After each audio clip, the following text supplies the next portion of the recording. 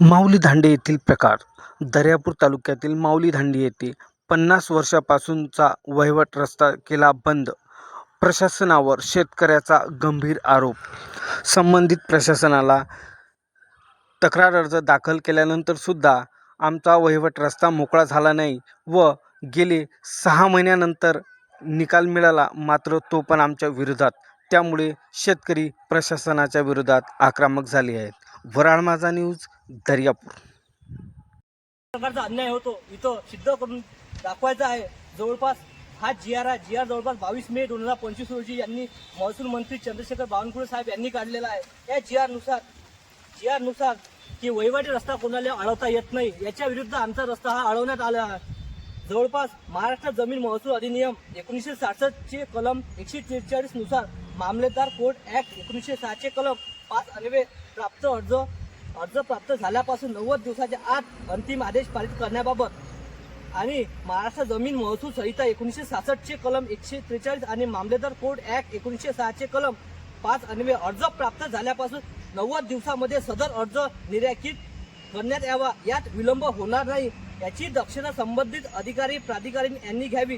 तसेच सदर तरतुदीनंतर राज्यातील विविध महसूल अधिकारी प्राधिकारी यांच्यासमोर सध्या स्थितीत चालू प्रलंबित असणारी सर्व प्रकरणे सदर शासन निर्णय निर्गमित झाल्यापासून 90 दिवसाच्या आत काढावी. याच्या जी.आर. नुसार जे आपण नायब तहसीलदार यांना आपण अर्ज करतो, हा त्यांनी 90 दिवसाच्या आत निकाली लावावी.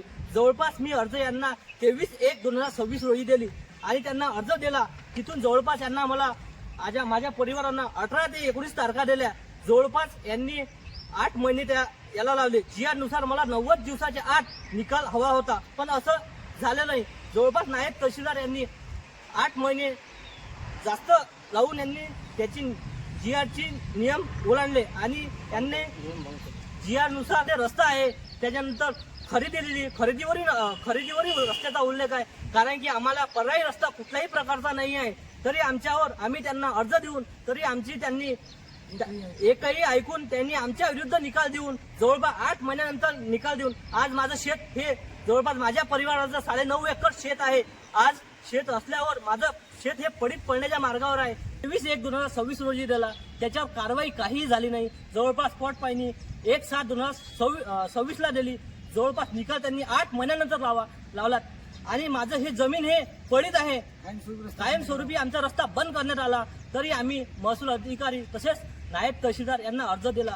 आता मला इथून सांगा, आता माझं शेत पडीत आहे, आता मला जाण्या येण्याचा मार्ग दुसरा नाही आहे. कारण की तोच एक मार्ग आहे. 1950 पासून आमची वहिवाटी आहे.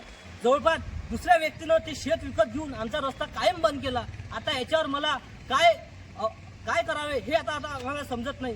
जवळपास त्या तहसील कार्यालयामध्ये अर्ज दिले तेव्हापासून 8 महिन्यापर्यंत यांनी कोणतेही निकाल दिले नाही. यांनी मला 17 ते 18 तारखा झालेल्या आहे. त्याच्यात 8 महिने यांनी मला सतत तरातीला बोलावत होते आणि समजून सांगत होते की मी तुमच्या इकडून काम तुमचं मी सरळ करून देतो. परंतु आजपर्यंत त्यांनी कोणताही निकाल दिलेला नाही. त्यांनी आता माझ्या विरोधात निकाल दिलेला आहे. माझी शेती पडीत राहत आहे. माझ्या मुलाबाळांवर उपासमारीची पाळी आलेली आहे.